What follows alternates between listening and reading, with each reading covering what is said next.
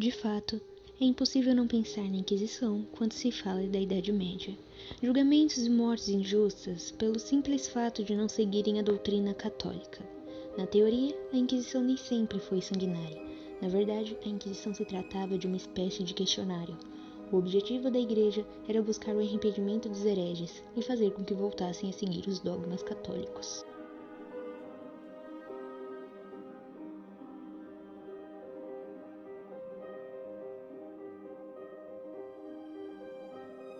A Inquisição é muito confundida entre a Inquisição católica medieval e a Inquisição católica moderna. A medieval ocorreu nos séculos XIII e XIV e a moderna do século XV ao XIX. A caça às bruxas é um período muito trágico para as mulheres que por nada eram acusadas de fazerem feitiçarias. Segundo a Igreja e seus fiéis, essas mulheres tinham poderes sobrenaturais. Para eles, o sobrenatural eram os eventos trágicos que ocorreram nessa época, como por exemplo doenças, pragas e até mesmo acidentes provocados pela natureza.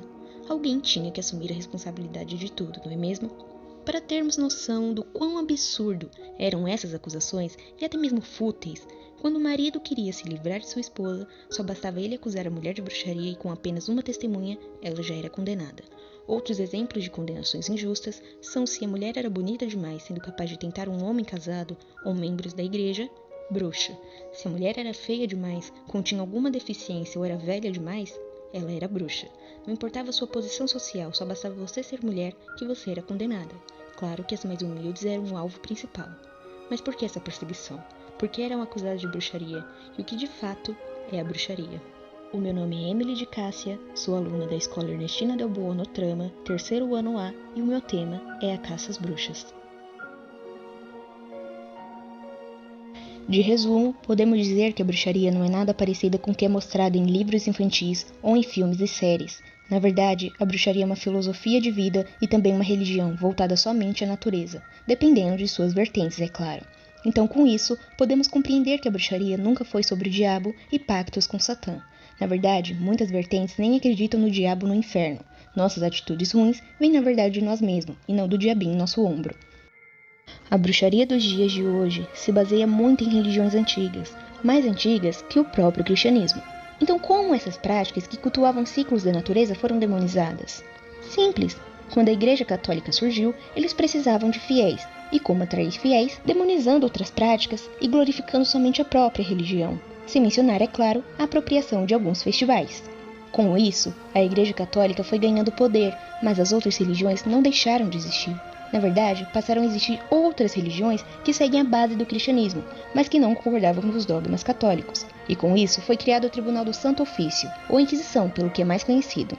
Como foi mencionado no início do vídeo, o objetivo principal era questionar os hereges e fazer com que voltassem a crer no catolicismo, e por fim, acabar com esses grupos, o que não deu muito certo, e com isso veio as condenações, torturas e mortes. Isso é um resumo da Inquisição medieval e da Inquisição moderna, lembrando que a Inquisição moderna foi a mais sanguinária. Outro fato importante é que muitos inquisidores não tinham a permissão de atuarem como tal, então muitas condenações, na verdade, foram ilegais. Isso aumentou quando a Igreja Católica já estava perdendo seu poder na Era Moderna. Inclusive, com o surgimento do protestantismo na Europa, fez com que muitos católicos fossem julgados na Inquisição, mas o foco aqui é a caça às bruxas. Atualmente podemos entender que a caça às bruxas, na verdade, foi um genocídio feminino, algo para controlar as mulheres em padrão aceito daquela época, sendo elas completamente submissas e sem opinião. Os homens não podiam aceitar que um ser considerado inferior pudesse estar lado a lado a ele.